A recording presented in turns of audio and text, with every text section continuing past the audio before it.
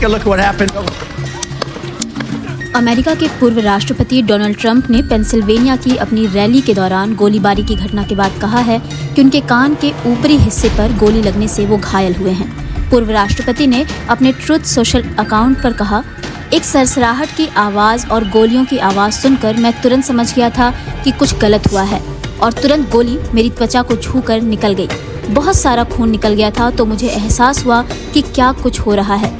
उन्होंने कहा कि ये अविश्वसनीय है कि हमारे देश में इस तरह की हरकतें हो सकती हैं। शूटर के बारे में इस समय कुछ भी पता नहीं है, जो अब मर चुका है।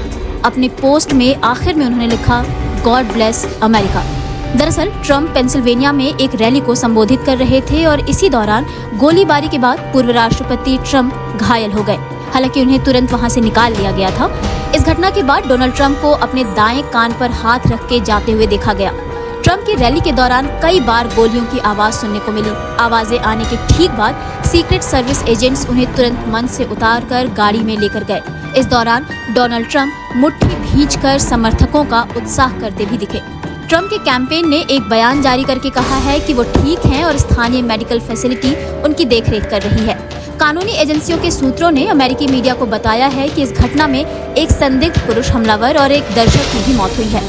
सीक्रेट सर्विस ने एक बयान में कहा है कि ट्रंप सुरक्षित हैं और उनकी सुरक्षा के लिए जरूरी उपाय लागू कर दिए गए हैं। उन्होंने कहा है कि हमले की जांच चल रही है और इस बारे में ज्यादा जानकारी उपलब्ध होते ही जारी की जाएगी।